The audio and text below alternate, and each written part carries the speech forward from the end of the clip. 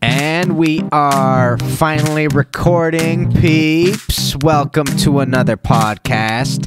This is Kenny Molotov, and you are currently listening to Chronicles of a Plumber. Bring in the bass. There it is. Fancy, fancy, fancy. Exciting stuff happening today. I'm really happy to be here with you guys right now. And let the music cut out. This is Kenny Molotov. This is Chronicles of a Plumber. Welcome to the podcast. Peeps, my name is Kenny Molotov. If I haven't said already 3 times, I am a plumbing YouTuber. I am also a professional magician. I also do a little bit of music and all sorts of fancy stuff like that.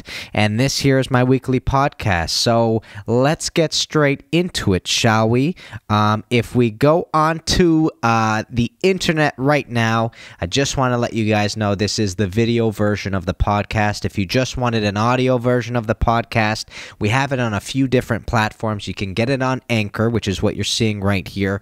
You have Google Podcasts, Breaker, Castbox, Pocket Cast, Radio Public, Stitcher, and you could also find it on iTunes as well. And on iTunes, you could also find my first song that I have officially there called Note to Self. It is a trap song that I produced a little while back.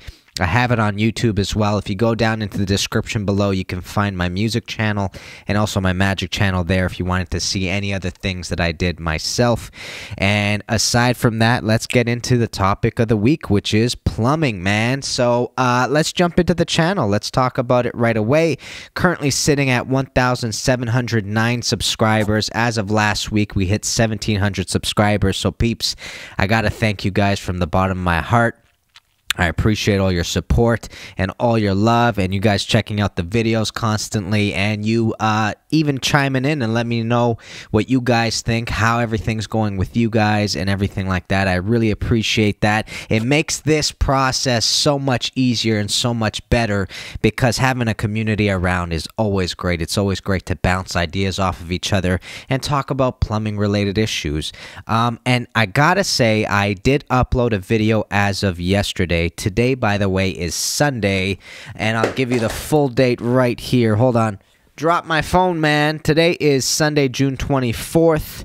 Yesterday, Saturday, June 23rd, I uploaded a video called Asbestos Cement Transite Pipe. And today's podcast, by the way, peeps, is going to be on harmful materials that we can encounter on the job site, essentially.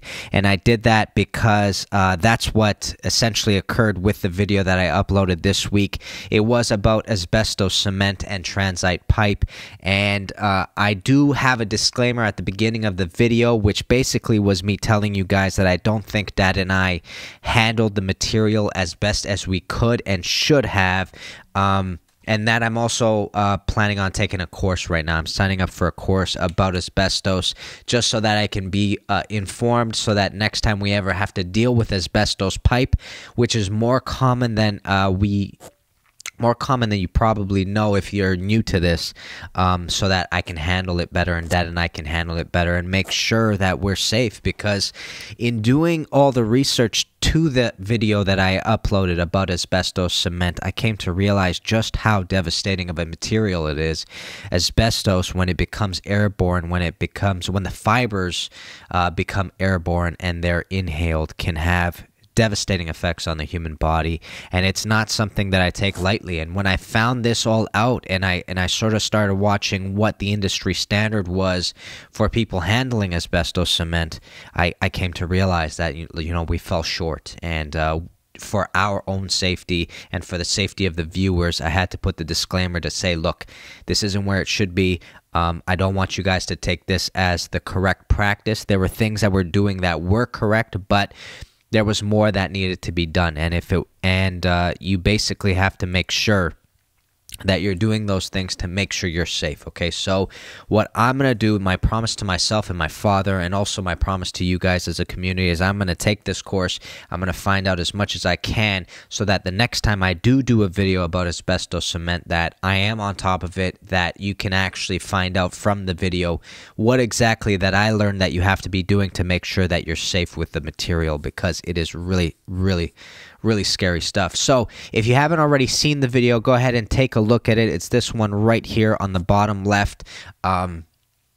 Really important stuff, and I do show you a day of what it looks like to get that pipe out and whatnot, and then replace it with, we put in cast iron. And just to go on a small little tangent then, right there, I wanted to let you guys know, I told you in the last podcast that Bibby had reached out to me. Bibby is a manufacturer of cast iron, and they had seen a video of mine and actually reached out and said, hey, we love the video, we're glad you're using the product. And I didn't even realize in the video that it was Bibby, but it was Bibby's product. And they said, hey, let us send you some merchandise. And I actually have a bag right here, my friends, from Bibby, and I haven't opened it as of yet, and I wanted to do it on camera so you guys can see what exactly Bibby had sent me. So without further ado, let's get this going. Oh, there's a couple of things in here. Oh, this is nice. This is like a it's a nice shirt. Oh, snap. Take a look. On Tour men's large. Oh, this is like a golf shirt, peeps. Take a look. It's not bad, eh? All right, thank you, Bibby. What else we got in here? It's exciting. Oh, we got another one. Oh, sweet, dude. This is awesome. Okay, let me get this out of the bag. And we have another one from Bibby as well. And it's another golf shirt. Oh, these are nice, man. These are nice, and they got that smooth feel and whatnot, and anything else in the bag. So no, I think that's it, man. So, Bibby, oh, and we got the emblem on the side right here. Take a look. Bibby St. Croix. Let me get that, zoom in on it right there. Yeah, baby, that's it. All right, back to my face. Okay, cool. All right, Bibby, if you are watching this, I got the shirts. I really appreciate that. That's so awesome and so cool. I guess one's for me, one's for Dad.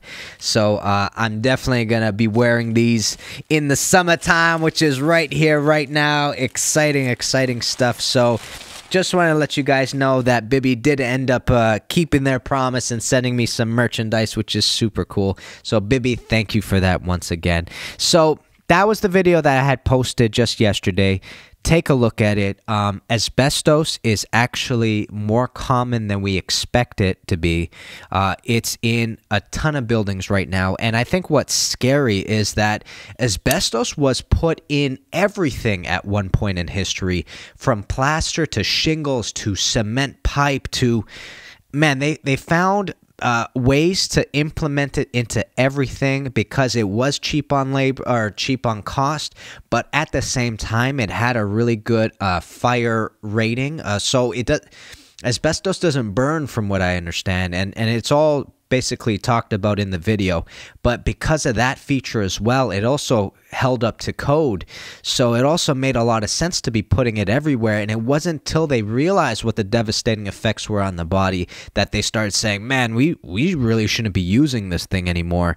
So companies like Bibby that create cast iron, that's the typical material we put in buildings now. When you put in big stacks, for example, they're not asbestos, they are cast iron, and cast iron has a lot of the exact same features, which means that it doesn't produce fumes when it burns. It also has a really thick wall thickness, which allows the sound to pass through it really quietly. So when water's trickling through, you're not going to hear it. It's like the quiet pipe. And also, it's got a long life expectancy. Both cast iron and asbestos cement have a life expectancy of something crazy like 50 to 70 years. So it's really, really great stuff. And that's why Bibby St. Croix is... to plug them one last time, they're doing the right thing. They're keeping people safe, and they also got a really solid product. So, Bibby, thanks again for everything.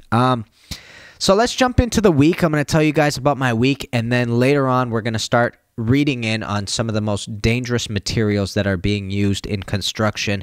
That way we can figure it out ourselves learn what the things are that we have to avoid as construction workers, plumbers, or whatnot, whoever's watching this.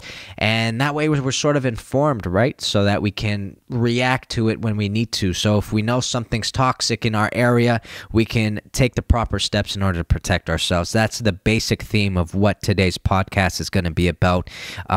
Something really important to me and to us, I think, as humans, right? Because we want to have a long, fruitful life. I don't know if fruitful is the right word there, but we want to have long lives, and we want to make sure that we're keeping ourselves safe. So let's pop into Instagram right now.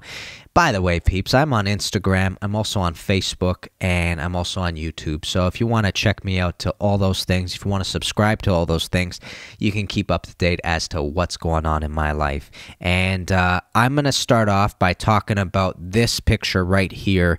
This is the exact job site that Dad and I were at when we were taking out the transite pipe. And this, my friends, is transite pipe. This is called asbestos cement. They found that if you threw asbestos into cement when the mixing process was taking place, not only did it make the cement fire resistant, but it also strengthened the bond of the cement and made it a stronger cement. That's at least what I read. By the way, all the links are going to be down below in regards to all the different websites we go to today to read up on all these things. And this is the pipe that we took out. Now, the safety precautions Dad and I did take was we did wear asbestos respirators. There's even a section in the vlog where we go out to buy them. And we also did wet the pipe when making incisions to the pipe, when making cuts. And the reason why you do that is because asbestos is most harmful to us as humans when it is airborne, and it only becomes airborne when it's powderized. So asbestos has a habit of having microscopic fibers come into the air when it's broken, especially in this manifestation of a cement pipe. So the fibers get up into the air and you inhale them. And the thing is it goes deep down into your lungs, deep down, and it stays there, and it never deteriorates. It stays there for the rest of your life. And because of that, what ends up happening over time is these tiny microscopic fibers that get into you create scar tissue, and that's one form of the disease that can occur. And I think that's called asbestosis, when the scar tissue basically becomes so much it makes it hard for you to breathe later in life. So that's something to keep in mind. Those were the things that we did well. I think we also should have disposed of the pipes immediately. That's one thing that I think we didn't do well, and we probably should have wet the pipe a bit more. We did wet the pipe, but we should have made it more saturated with water when the incisions took place. And also we should have been wearing disposable clothing, disposable suits. They're sort of these white plastic suits that you just take off and you throw out afterwards. But on top of that, I'm going to take the course, like I was telling you, to find out what else we could have been done to make sure it was safe for us. So those were the steps in the right direction, but those are the critiques that I'm giving myself from all the other things that I saw online when I was doing the research. So this is asbestos cement, what you're looking at here. Asbestos cement, as of right now, is not being manufactured, or sorry, it's not being imported or exported in Canada, and I don't think it's being manufactured anymore. You find this all out in the video, in the last vlog, so check that out. But one thing I wanted to talk about very briefly is this picture right here. I took this picture because it's really important to the way sound works when water goes through a pipe. So if you look at the asbestos cement and you look at the cast iron, you're going to see a big difference right here in the wall thickness of these two pipes.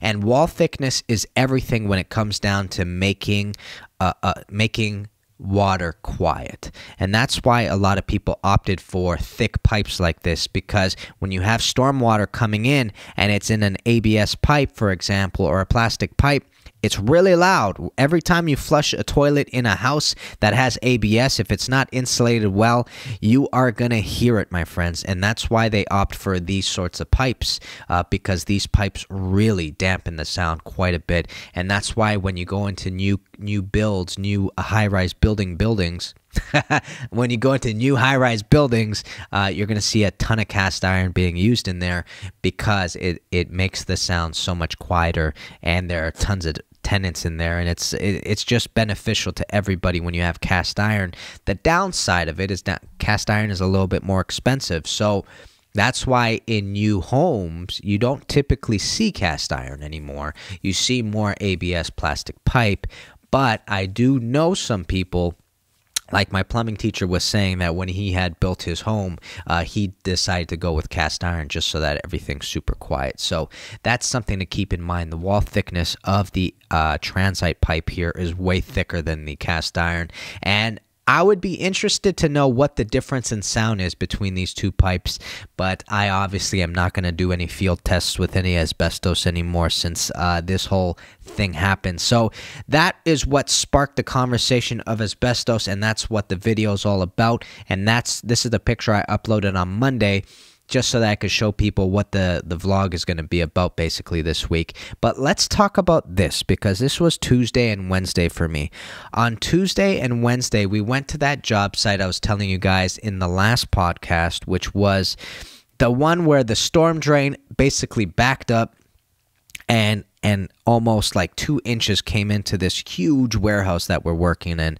So we officially were given the go-ahead to check out what's going on with these storm drains, because essentially what's occurring is these storm drains are not draining the way they are intended to, because if there's enough volume of water coming down into them, the factory starts seeping up with water, and that is through the cement of the factory, which is crazy. And you got to imagine, if it's almost like a football field long, or wide I should say, that's a lot of water to be in there, 2 inches worth.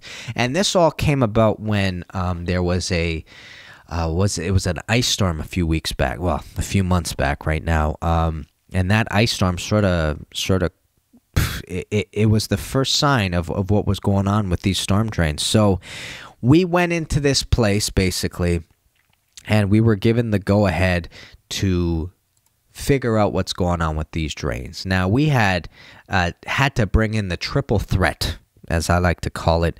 We have a camera drain inspector right here. This is the Snake. This is the K1500. That's what we use to unclog drains that are 3 inches and up. And then this here, my friends, is a power washer.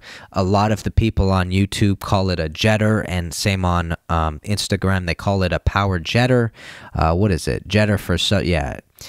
We have always called it a power washer, but it's essentially the same thing. What this thing is designed to do is you send this hose into it, and it sprays water along the walls, and it's intended to basically clean the pipe, to basically scrape the walls with this really powerful sort of jet of water, and it's really good. Its manifestation is really good for like greasy pipes. So if you ever have like a restaurant that has an issue with constantly clogging because they have so much grease in the pipes, this is perfect for that. And also we do a lot of high-rise buildings with this as well. We have to make sure that the stacks are clean every 3 or 4 years, or 4 or 5 years, to make sure that the maintenance is up to standard, because it's cheaper in the long run rather than you having a massive backup on the first bottom 2 or 3 floors of that place where a bunch of units all of a sudden get covered in sludge and stuff. So that's been the typical use of this thing in our career, and my dad's and I line of work, which is service work. So essentially the client asked us to come in, and we had suggested this to them because when we had thrown in the drain camera last week or the week before, we saw that the water had finally escaped. We've done this a couple of times, by the way, for this client, for this exact drain. We realized that the water got out. We saw big rocks basically down inside the drain, and we don't know if that's coming from the ceiling, the roof, because there are typically rocks on the roof, or is the pipe collapsed and there are rocks now inside the pipe. So we couldn't figure out what was going on, but we knew that the water eventually escaped. But the previous time before that, we had thrown the camera in the drain, and we realized there was water in that drain, even though that there was no storm water for a couple of days. So it just basically told us that this drain isn't working the way it's intended to. So this week, he told us to come back in, and we had suggested maybe trying to power wash it, because if it is just rocks inside this, potentially, it's not 100% fire or surefire, but potentially we might be able to actually move these rocks along the way and maybe finally get them to drain into the sewer system. So we went in this week. We threw in the the power washer. We attempted to do that, but I have to be honest, it didn't do anything. We threw it in, we brought it out, then we snaked it. We threw it in, we brought it out, and then we cameraed it, and the camera basically said, it's not going anywhere. So it is, our opinion right now is that there's probably a collapse somewhere, and I took a little while to figure out with this camera inspection where it exactly was. I am not the best camera locator, by the way. It took me a long while to finally figure out what the heck this locator is supposed to do. Not what it's supposed to do, but how to make it work, essentially. So it took me a little while to figure out, but the strongest signal I got, I finally marked an X, and we're gonna get a second opinion on that basically later on this week or next week, because we essentially have to open up these floors and get a professional company to come in to actually put a couple of incisions into the cement and actually dig for us and get to the pipe, because whatever's there, it ain't going anywhere. It's staying right there. So it was worth it to figure that out. I think it was worth it to try power washing it to see if it would work, because it is the cheapest solution. But now, because we have to cut everything open, we got to get permits. We got to get a couple of different companies in to help us to get this job done, essentially. And that was Monday or Tuesday for us, basically. So as we continue on, I also got to tell you, this customer had about 6 toilets that he needed us to change. It was 7, actually. 7 toilets for us to change. And that's what next week's vlog is going to be about. I took the camera and I basically recorded everything that I could, and I replaced 6 toilets, and it was a mission, man. It was a couple of days worth of work. The first day we spent the majority of the time power washing and trying to get the drain clear, and then realizing that we couldn't, so then we started installing 1 or 2 toilets, and the following day we ended up doing the rest of them, basically. And that was what Wednesday and Thursday was. And then Friday I had off, and I spent the majority of the day creating the vlog, or at least editing it. So that was my week. And what I want to do now, by the way, this is the picture to the vlog.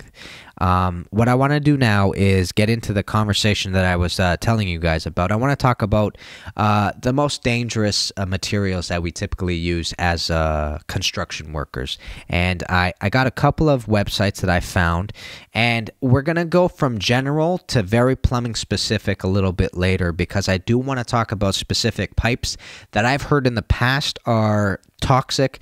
And I also want to talk about another material. We're going to get to it. Don't you worry. Okay. So I started looking up, I started Googling basically what building materials are dangerous for construction workers. And I got a couple of websites, and here they are. Okay. This is veritasconsulting.co.uk, so it's a UK company. Avoid these dangerous building materials. Like it or not, in construction, we've got to deal with hazardous materials daily.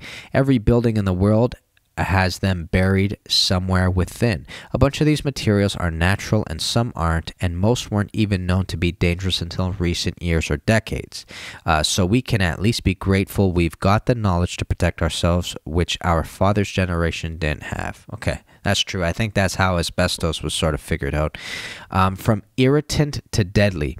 If you're unaware, you're in danger. And if you know what's risky and how to deal with it, you'll be okay. The 9 most hazardous materials listed below range in health risks from irritants to potentially toxic or carcinogenic after years of exposure, with some toxic, even deadly in the short run. Some are absorbed through the skin, inhaled, or ingested. Fortunately, all of them are safe during normal use of the building. It takes construction work or a fire to release them. Which ones are you aware of, and which ones could you learn about? Lead.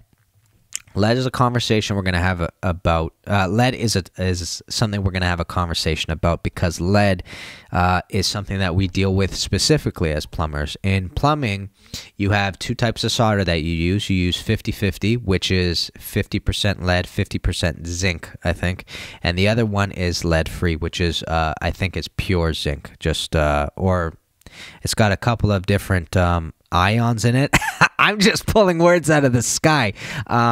It's not lead. That's what I should say. There's no such thing as non-toxic lead, and it can lead to damage to your nervous systems, kidney, and the organs. You'll find lead in paint, in roofing, flashings, and fasteners, in plumbing pipes, connectors, and solder. Fortunately, it has been declined in use, and these days is mostly found in public buildings more than 40 years old. One thing I gotta say is that when you were talking about the potable water system, you are by code not allowed to be using lead solder in potable water systems because that water is going to be ingested by humans. However, the drainage system, when you're soldering copper, you are still allowed to use lead, and that's typically where we typically use 50-50. Asbestos. This nasty customer, I'm sure you know well. Contact with asbestos leads to chronic obstructive pulmonary disease and even cancer, and you'll find it in most buildings built before we realized how dangerous it was in the 80s. As crazy as it sounds, some imported materials still contain it today, and you can find it all over the shop, in plaster, insulations, boilers, vinyl floor tile, glazing compound, pipe covers, caulking compounds, roofing materials, drywall boards and taping compounds, flooring, many adhesives, fireproofing insulation, and exterior siding materials. So, like I was telling you guys before, asbestos can be found in anything. I think it's just a material that was easy to implement anywhere. And like I said, it had a lot of benefits until we found out how toxic or how bad it was for the human body. Silica. This is a really interesting one. I'll tell you why. Well, let's read up about it quickly. Like asbestos, silica is a respiratory irritant that can also cause COPD. It usually takes more exposure over time to have its more serious effects, but it's something to be taken very seriously. It's a natural substance found in all kinds of stone and is released by drilling, sanding, demolition, etc. In buildings, you'll get silica in any stone, or to a lesser extent, earth and brick, concrete, ceramic tile, and even sand. For a step-by-step guide to silica and how to protect yourself, go here. I want to do a quick little Google search because asbestos cement. Because what's interesting is when you go on to this asbestos cement Wikipedia page, what's interesting is that asbestos cement had asbestos in it, and they decided to start making forms of asbestos cement where it was safer without any asbestos. And then they were implementing silica. So let's read up on it. It was transite pipe that I looked up for the video. Hold on. So check this out. Transite pipe for Wikipedia. The transite that is produced today is made without asbestos. Transite HT and Transite 1000 are currently available fiber cement boards that contain no asbestos. Instead, they contain crystalline silica, which the International Agency of Research on Cancer has classified as being carcinogenic to humans. So what's interesting is that, yeah, they took it a step in the right direction, but this silica stuff also is carcinogenic to humans. So it's really bizarre how that ended up happening. But that's something to keep in mind, that transite pipe, even to this day, transite materials still have really bad effects on the body. And I don't know much about silica, I gotta be honest. I don't know how it exactly, I don't know if it also has to be airborne for us to be, I guess it's sort of talked about it. It's a natural substance found in all kinds of stone and is released by drilling. So it must be airborne, it must be powdered in order, I guess, to be harmful to us the exact same way that asbestos is harmful to us. So let's keep going. Polychlorinated biphenyls. Now we're moving on to the more obscure of our common hazards. Polychlorinated biphenyls are synthetic organic chemical compounds which were commonly used before the 90s in electrical equipment like transformers, light fixtures, ballasts, and more. They are toxins which can accumulate over time and cause damage and disease to your skin, liver, and other organs. Again, we now know the danger, but equipment using PCBs are still around today. Look out for part 2 of the most dangerous common building materials next week, and we'll be able to give you a short, concise guide to staying safe from each one. Is there a second one? Yeah, sure. No, I don't see it. So I guess that's 3 of the 9. Is there... All right, I don't see a second one then. All right, that's a few. That's a good start. Here's another website, National Center for Healthy Housing. Potential chemicals found in building materials. Potential chemicals found in building materials: asbestos, chromated copper, arsenic, in pressure-treated wood, formaldehyde, perfluorinated compounds including PFOA, phthalates, polybrominated diphenyl ethers, short-chain chlorinated paraffins, additional sources. Okay, so this also has asbestos right at the top, and that might be because it is in alphabetical order, but let's keep going. Asbestos fibers are strong, heat-resistant, chemical-resistant, and useful in providing heat insulation. Therefore, their most common uses include flooring and ceiling tiles, plaster, insulation, adhesives, etc.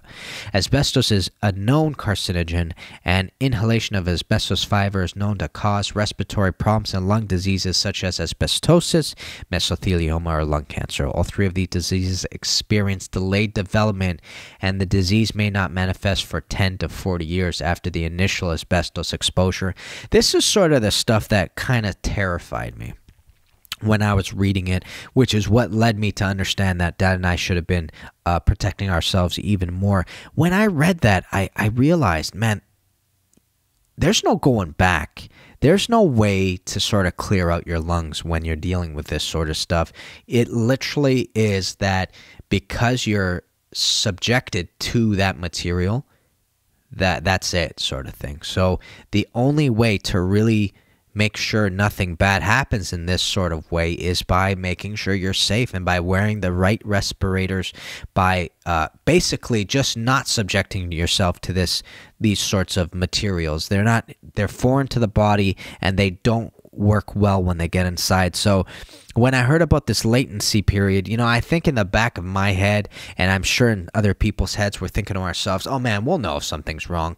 No, man, you won't know till 40 years from now. That's trippy as hell. So anyways, that's something to keep in mind.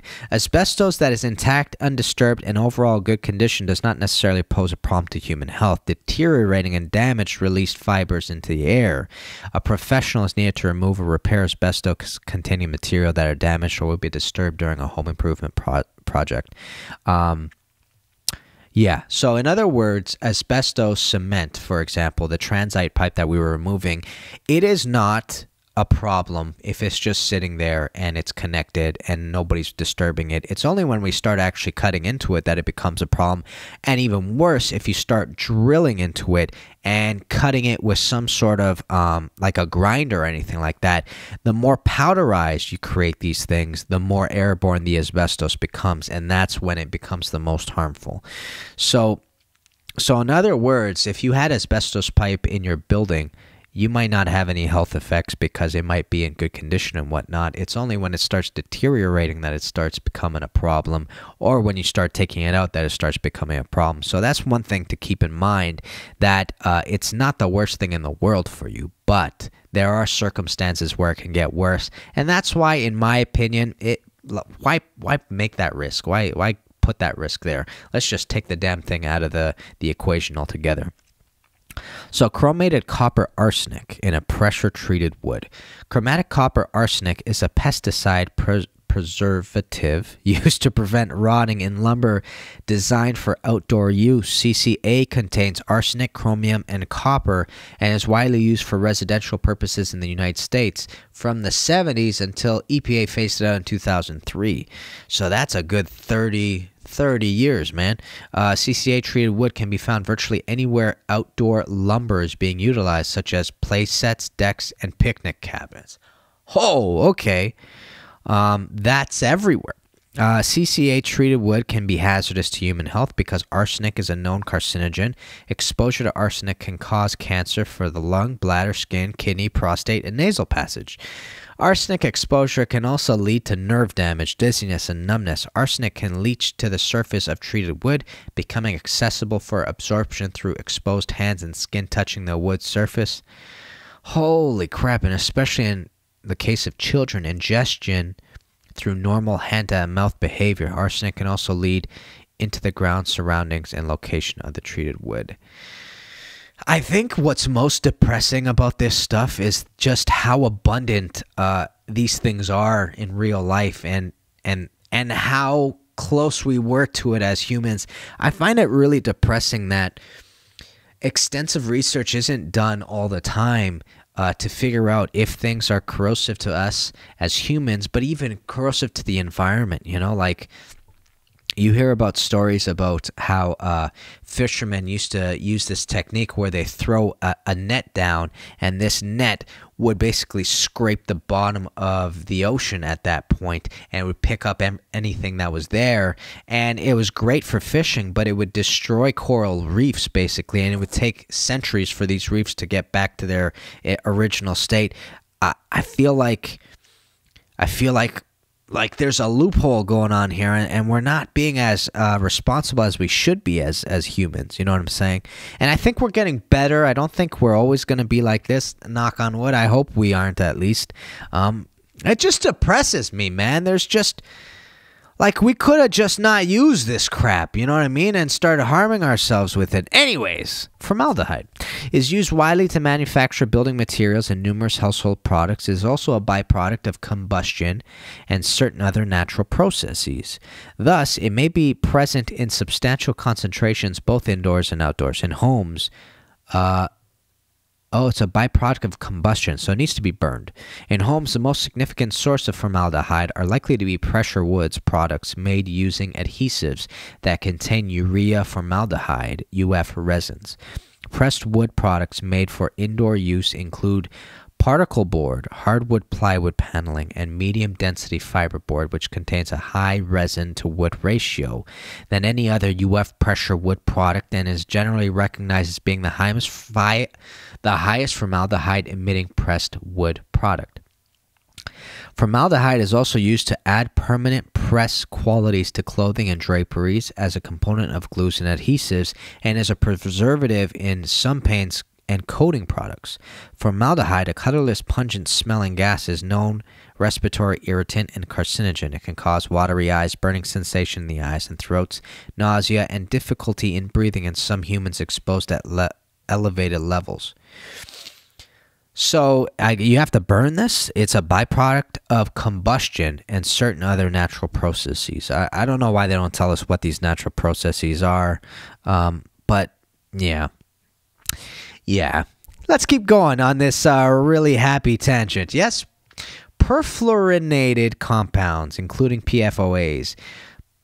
Perfluorinated compounds are a family of fluorine-containing chemicals with unique properties to make materials stain and stick resistant. PFCs are used in a wide array of consumer products and food packaging. Oh, fuck. Oh, pardon my language. Such as microwave popcorn bags, pizza boxes, and cleaning and personal care products like shampoo, dental floss, and denture cleaners. Even Gore-Tex clothing contains PFCs. Although these chemicals have been used since the 50s in countless products, they've been subject to little government testing. What? There are many forms of PFCs, but two most notorious are PFOAs or perfluorooctat.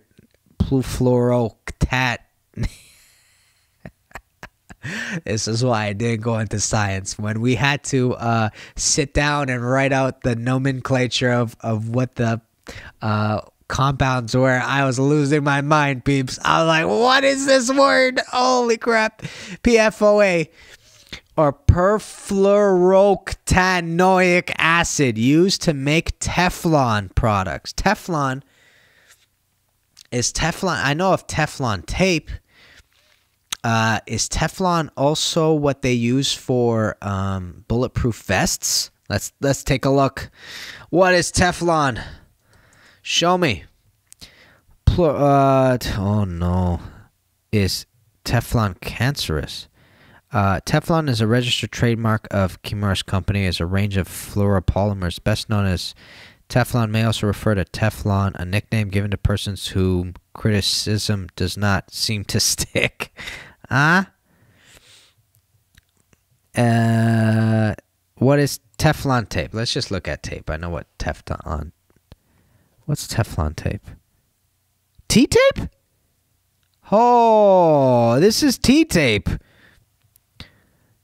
Thread seal tape is Teflon tape. That's how I know it. Oh my goodness, that was a brain fart, peeps. We use this all the time to seal threads. Thread seal tape, Teflon tape. Film tape, commonly used in plumbing for sealing pipe threads. The tape is sold, cut to specific widths, and wound on a spool, making it easy to wind around pipe threads. It's also known as genericized trademark Teflon tape. While Teflon is a fact identical to PTFE, Chemours consider the usage incorrect, especially as they are no longer Teflon in tape form. Thread seal tape lubricates, allowing for a deeper seal of the threads and helps prevent threads from seizing when being unscrewed.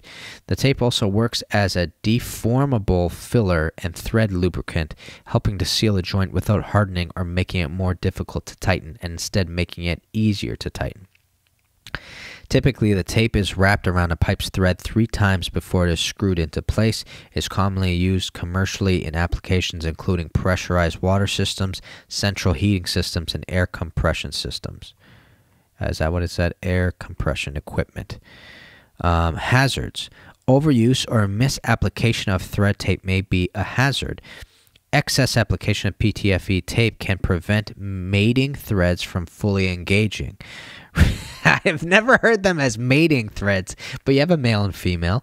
Mating threads from fully engaging, reducing the shear point of the threads. Combining thread seal tape with a pipe dope compound can also overload threads. Also, internal overhangs of loose materials may constrict a joint or slough off and form a foreign body that could jam a valve seat.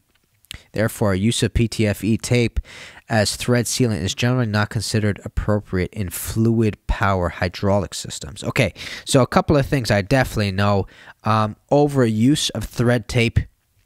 I don't know about... so there have been cases where if you put too much, it makes it a little bit difficult in order to thread the thread in. I didn't know, though, combining thread seal tape with pipe dope compound can also overload threads. I gotta be honest, most of the people that I know do both those things together. They put tape and then they put dope, so that's something to keep in mind, that it might not be good for it. But that's what Teflon tape is. So let's go back to the article. There are many forms of PFCs, but the 2 most notorious are Teflon products. So let's get back to this. There are many forms of PFCs, but the 2 most notorious are PFOA, or perfluorooctanic acid, used to make Teflon products. PFOA is broadly toxic. It does not break down in the environment and has a half-life in the body of more than 4 years. Its half-life is 4 years, so it's got a full life of 8 years. PFOA is a likely human carcinogen, causes liver, pancreatic, testicular, and mammary gland tumors in laboratory animals. PFOAs are breakdown products of chemicals, was used until 2002 in the manufacture of 3M's treatment used as carpet, furniture, and clothing. PFOAs cause liver and thyroid cancer. What the hell? Hold on. So how does this...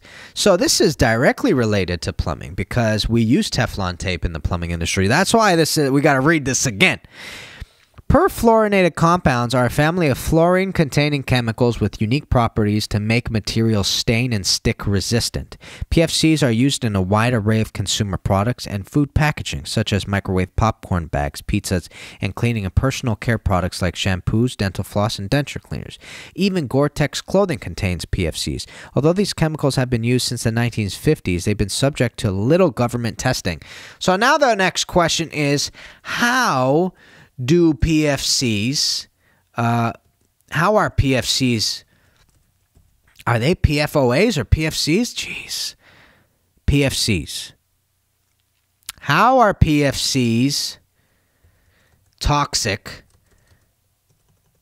to humans? That's what we want to know. Man, I can't type for anything right now. What's going on? Speak to me. What are PFCs? Disrupt normal endocrine activity, reduce immune function, cause adverse effects on multiple organs, including the liver and pancreas, and cause developmental problems in rodents' offspring. So how are they ingesting this? Like, do I got to make sure I don't eat it, or do I got to make sure I don't touch it? What's going on over here? Peeps, this is upsetting me. At least tell me what the hell I got to do to be safe. Oh, my goodness. Are not stored. Okay. They break down. Okay. No. Okay. Maybe it's me. PFCs are a large group of manufactured compounds that are widely used to make everyday products more resistant to stains, grease, and water. For example, PFCs may be used to keep food from sticking to cookware, to make sofas and carpet resistant to stain. Okay, we've read this. Because they help reduce friction, they're also known in a variety of other industries, including aerospace, automotive, building, and construction and electronics. PFCs break down very slowly in the environment and are often characterized as persistent. There's a widespread wildlife and human exposure to several PFCs, including perfluorooctanic acid and sulfonate. Both PFOA and PFOs are byproducts of other commercial products, meaning they are released into the environment when other products are made, used, or discarded. PFOs is no longer manufactured in the United States, and PFOA products have been reduced and will soon be eliminated. More research is needed to fully understand all sources of human exposure, but people are most likely exposed to these compounds by consuming PFC, contaminated water or food, or by using products that contain PFCs. So let me get this straight. Unlike many other persistent chemicals, PFCs are not stored in body fat. However, PFCs are similar to other persistent chemicals because the half-life or the amount of time it takes for the 50% of the chemical to leave the human body for some of these chemicals is several years. The slow elimination time makes it difficult to determine how changes in lifestyle, diet, and other exposure-related factors influence blood levels. Okay, so you might get this through water, but my question is, do you get that because the Teflon tape is on the MIP, for example, that is in the potable water system? Is that how it is? Or is it because these PFCs are inside our food so that it doesn't stick to things? There's still a lot of questions to be answered, peeps, but it's really interesting to know. Phthalates, let's keep going, okay? Enough with PFOAs. Phthalates, called plasticizers, are a group of industrial chemicals used to make plastics like polyvinyl chloride, PVC, which is another thing in plumbing. More flexible or resilient. Building materials are the largest end use for PVC. Major uses of flexible PVC in buildings include carpet backing, resilient flooring, wall coverings, acoustical ceiling surfaces, upholstery textiles, roof membrane, waterproofing membrane, and electrical cord insulation. Phthalates are nearly ubiquitous in modern society and can also be found in toys, food packaging, hoses, raincoats, shower curtains, vinyl flooring, adhesives, detergents, hairsprays, and shampoos. That's everywhere. That's everywhere, peeps. And you're telling me this isn't good for us? Certain phthalates are known or suspected endocrine disruptors, meaning they impact and alter the human hormone system. Phthalates are also suspected to be potent reproductive toxins, especially in boys. Is anybody else finding this conversation super depressing? Anybody? Oh, polybrominated diphenyl ethers are used as flame retardants in plastic building materials and are particularly widespread in polyurethane foam products, insulation, and cushions. In May 2010, the EPA released an exposure assessment for PBDEs, providing information on to the extent to which humans are exposed to and have a body burden of the chemicals. Key routes of human exposures are thought to be from their use in household consumer products and their presence in house dust, and not from dietary routes. PBDEs have been associated in animal studies with liver toxicity, thyroid toxicity, developmental and reproductive toxicity, and developmental neurotoxicity. Short-chain chlorinated paraffins, SCCPs, primary use is as lubricant and coolant in metal cutting and metal forming operations, so they may be present in life cycle or metal building products. The second most significant use is secondary plasticizer in PVC, and many of the same applications as the phthalate plasticizer listed above. To a lesser extent, it is also used in other plastics, including acrylonitrile ABS, unsaturated polyester resins, polyethylene, paint, adhesive, caulks, sealants. Although no studies have been completed on humans, SCCPs are classified as toxic to aquatic organisms and carcinogenic to rats and mice. So, I think the hardest part about these sorts of conversations is that you don't really know how to protect yourself. And the reason why I say that is because it seems like these sorts of compounds can be in anything and everywhere. So the question becomes, how do you even begin to start eradicating these substances when they're already so ingrained in what our everyday life is? Like if it's in flooring, if it's in the woods that we're installing in houses, if it's in our food, if it's in materials that we use every day, like how do you begin to even, like you have to really start from the ground up in order to be able to protect yourself from this sort of stuff. So I got a couple of other websites like this. I've got one more, but what I want to do now is go more specific to our industry, plumbing. And we've already touched upon a bunch of things. We've touched upon Teflon tape. We've touched upon ABS and PVC. I wanted to do a little bit more of a conversation about ABS and PVC because there was a time a little while back, I got to tell you a story. I put up a video, one of my plumbing vlogs on Reddit, and I'll show you which video it is. It is this one right over here. Where are you?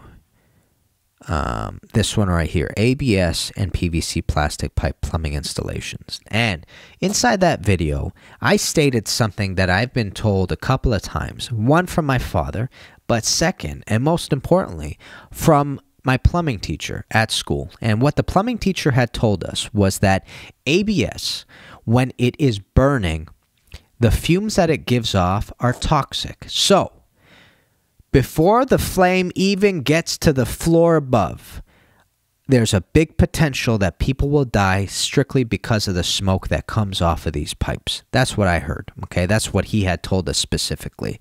I put this thing on Reddit, and the people on Reddit decide to chew me out for it. They basically say that I don't know what I'm talking about, that ABS is not as toxic as they say, blah, blah, blah. And that was a little bit mind-blowing to me because it went against everything that I understood. Now, one individual told me that what I had said was a colloquial explanation of it.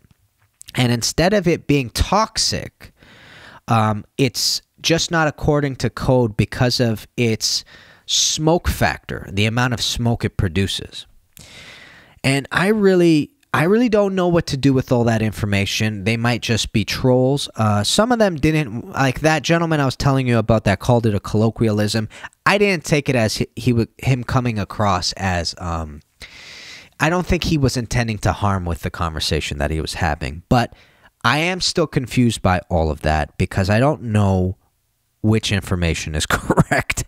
There are lots of things that I'm reading online that still say that ABS plastic is toxic when it is vaporized, when it's a fume.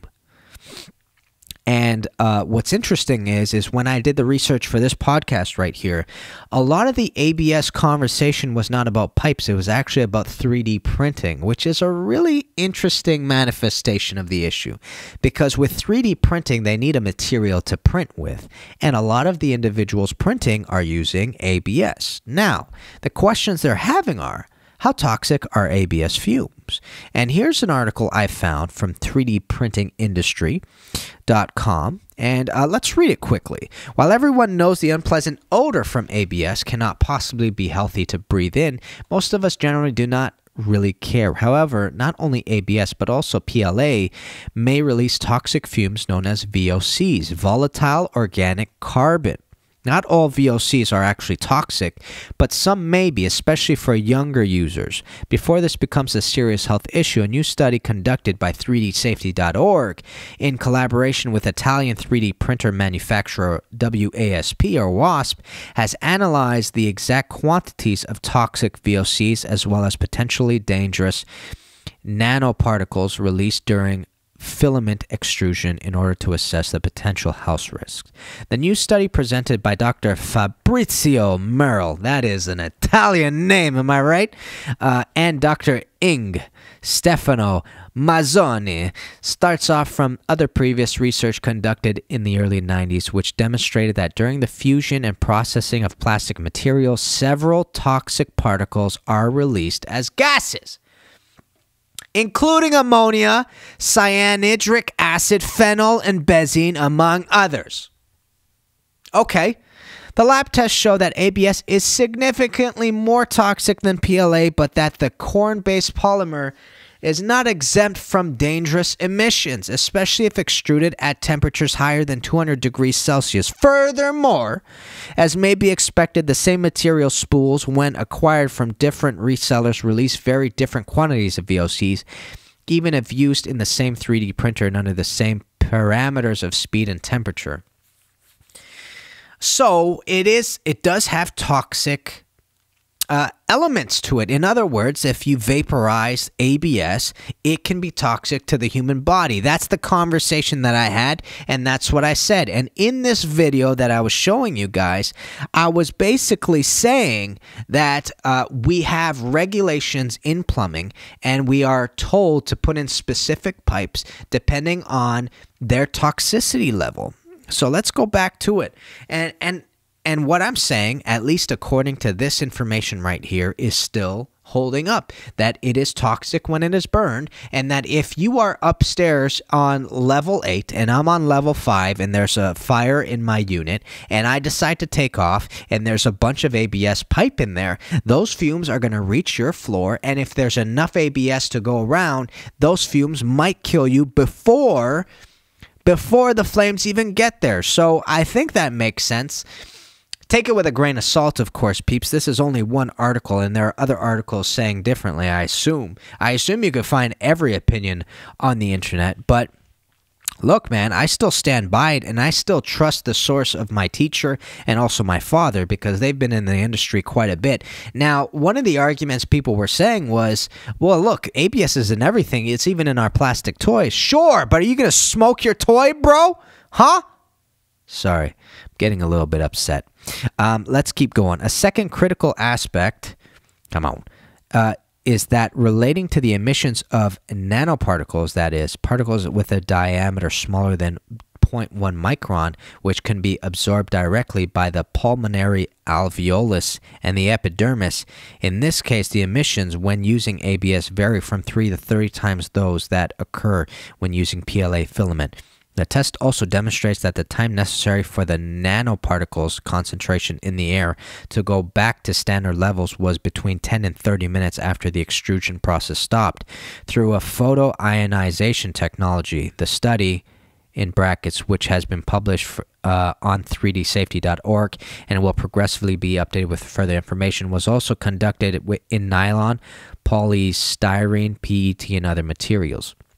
Among the effects that the absorption of toxic VOCs and nanoparticles can cause to humans, the most common are pulmonary pathologies such as bronchitis, tracheitis, asthma, and in some cases these substances can also cause certain types of cancers. So this is not something to be taken lightly. The solution, however, is not too complicated. In collaborating with WASP is working to increase awareness as to the potential risk of toxic emissions from filaments, while several practical tips can be implemented right away.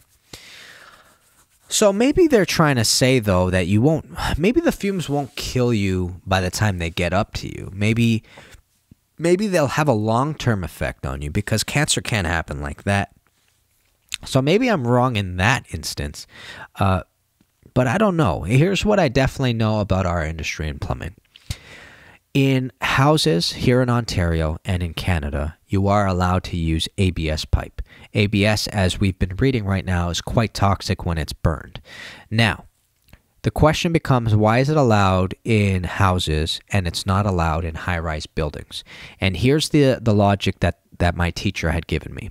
He had basically said the way it works is when you're in a house, you usually live with people that are close with you. And what will happen is if a fire were to start somewhere in your house, it is most common for you as an individual to get everybody and get them out of there. That's usually how families work, or really close people work. When you're in a building, that's not really how it works. It's everybody for themselves typically. So if you're on the fifth floor in your unit 502 and a fire starts on your floor, you're gone, bro. You're not gonna go up to floor 8 to pick up everybody. You're gone. That's it.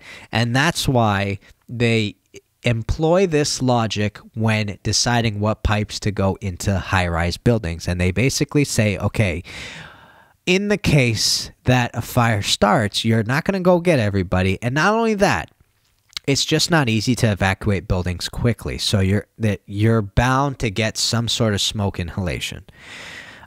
So what's going to happen is what we're going to do is we're not going to put in toxic pipes. We're going to do our best to put in pipes that are non-toxic, that don't burn toxic materials, or if at least they do burn, they burn super slow.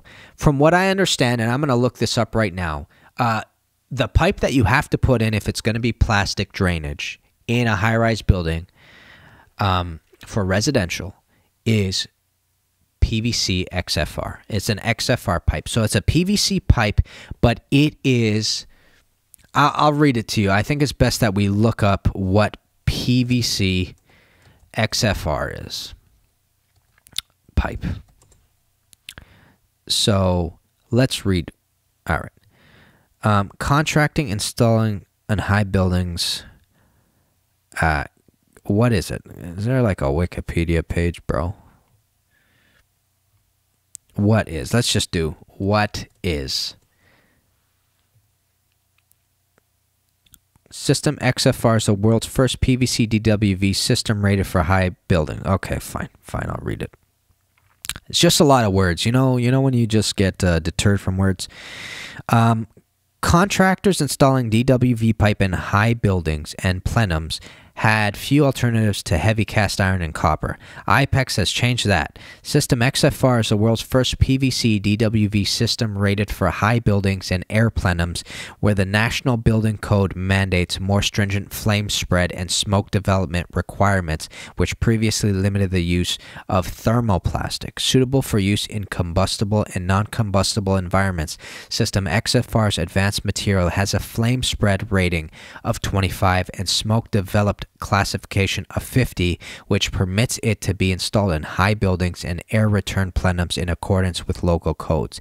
And in addition to its flame and smoke attributes, System XFR delivers all the performance advantages you'd expect from thermoplastic piping. So a couple of things. Flame system XFR possesses superior flame and smoke retardant capabilities when tested to the other systems. System XFR achieved a flame spread rating of not greater than 25 and a smoke developed classification not greater than 50. Code compliance. Ideal for non-combustible applications. System XFR meets national and provincial building code requirements. High buildings as defined, air plenums as defined, non-combustible construction as defined. Penetrating a rated fire separation is defined. So, you know what, though? What's interesting is it doesn't talk about toxicity here. I think it's still potentially toxic. So let's ask this. Let's go back.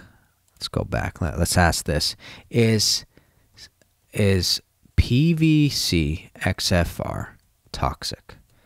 That's the question that we're asking. Warning of potential hazard, IPEX XFR. I don't know, Newswire. St. Croix, Quebec, April 12. Bibby St. Croix, a Canadian-based company that manufactured cast iron pipe and fittings for the plumbing industry, has officially notified building officials and the general public about a potentially dangerous product that is being installed in buildings. IPEX, the manufacturer of System XFR piping system, claims to have a ULC listing for their System XFR plastic piping in compliance with the requisite safety standards.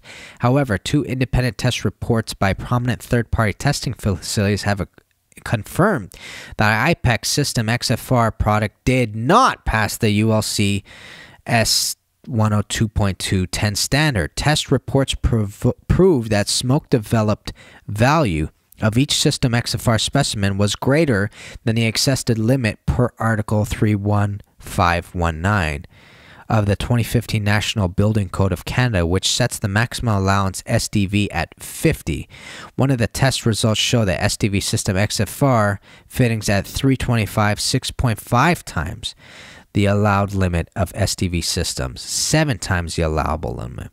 A burning structure containing System XFR could potentially result in lethal consequences for building occupants and first responders. Nevertheless, IPEX System XFR piping systems are being installed across Canada in fire-rated buildings and in plenum spaces.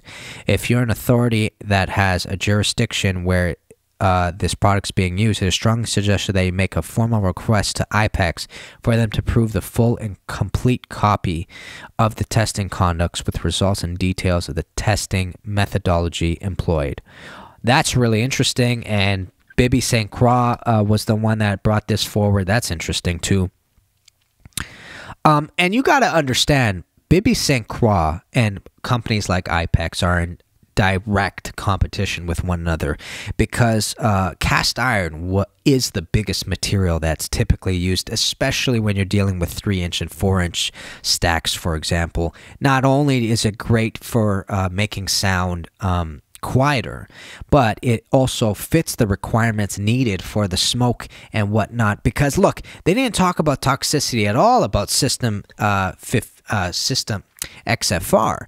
All they did was talk about how the smoke allowance was up to code. Where does it say that?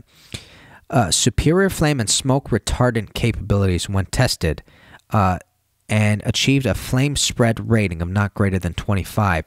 So the reason why it's up to code is because when the flame reaches these pipes, it doesn't ignite as fast as other things ignite, basically. And that's why it's useful, because it'll either stop the fire or it will slow down the fire, basically. That's what the intention is with these fire proofing things. You either want to kill the fire, or you want to make sure that at least it slows down the flame enough to maybe where it'll eventually die on its own. So it doesn't talk about toxicity. Maybe it still burns toxic, but because it doesn't take a flame the way ABS would, it doesn't produce as much smoke. It doesn't produce as much vapor and toxic vapor. And that's the same with cast iron. I mean, like, same exact sort of impact. So that's something to keep in mind when we're talking about us in our industry, specifically plumbers.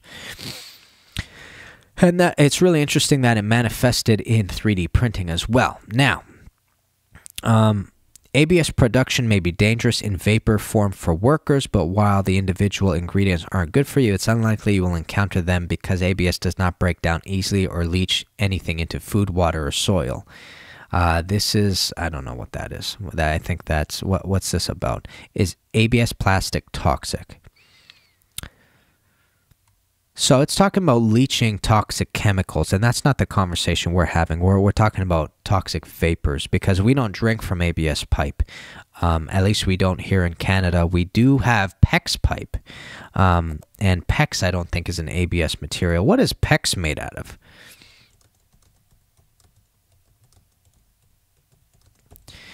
Let's read it. Almost all PEX used for pipe and tubing is made from high-density polyethylene.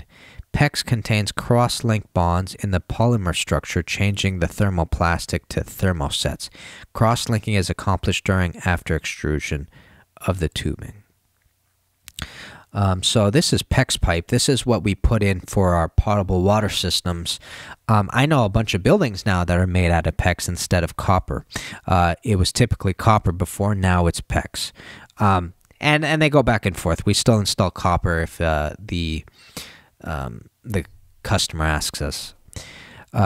So what a low temperature, impact strength, abrasion resistant, and environmental stress cracking resistant can be increased significantly by cross-links. Whereas hardness and rigidity are somewhat reduced, PEX does not melt anymore, analogous to elastomers, and is thermally resistant over longer periods of up to 120 degrees Celsius for short periods without electrical or mechanical loads. With increasing crosslinks density, also the maximum shear modules increase. PEX has significantly enhanced properties compared with ordinary PE. Crosslinks enhance the temperature properties in the base polymer. Types. I want to find out. So it's a plastic, but is PEX toxic? Is PEX pipe toxic? Cross-link polyethylene tubing is gaining ground in residential plumbing systems, but a poster wonders whether chemical leach out of the materials into drinking water. Builders have climbed on the PEX, but Builders have climbed on PEX bandwagon in droves. Cross-link polyethylene tubing is increased, taking the place of copper for a variety. It also adds up the juggernaut for building materials, but I am very concerned about using PEX tubing for water supply in homes, she writes. I was told that this plastic was BPA, bisphenol A, free, but when I did some reading, I found out that there have been some reports of MTBEs and some VOCs, volatile organic compounds, leaching from the plastic. Oh, that's not good. So, in case you didn't know, BPAs, I think, are what the water bottles were accused of having, and BPAs are carcinogenic. But it typically doesn't have BPAs. That's at least what I've been told as well. So there still might be some things that we got to work on in regards to PEX. Alrighty, peeps. And the last thing I wanted to talk about was something I already brought up in the podcast, which basically was lead. Like I was telling you guys before, when we solder, there are two types of lead, solder that we typically use. One is 50-50, and that contains lead, and then we have lead-free. And lead is something that we come in contact with quite a bit on the job site, and something that we got to be worried about because lead also is known for poisoning the human body. So just to read up a little bit before we end this podcast, lead poisoning is a type of metal poisoning caused by lead in the body. The brain is the most sensitive. Symptoms may include abdominal pain, constipation, headaches, irritability, memory problems, inability to have children, and tingling in the hands and feet. It causes almost 10% of intellectual disabilities of otherwise unknown cause and can result in behavioral problems. Some of the effects are permanent. In severe cases, anemia, seizures, coma, or death may occur. Exposure to lead can occur by contaminated air, water, dust, food, or consumer products. Children are at greater risk as they are more likely to put objects in their mouth, such as those that contain lead paint, and absorb a greater portion of the lead that they eat. Exposure at work is a common cause of lead poisoning in adults with certain occupations at particular risk. Diagnosis is typically by measurement of the blood lead level. At the Center for Disease Control, U.S., has set the upper limit for blood lead for adults at 10, and I don't know what that measurement is, and for children at 5. Elevated lead may also be detected by changes in red blood cells or dense lines in the bones of children as seen on an X-ray.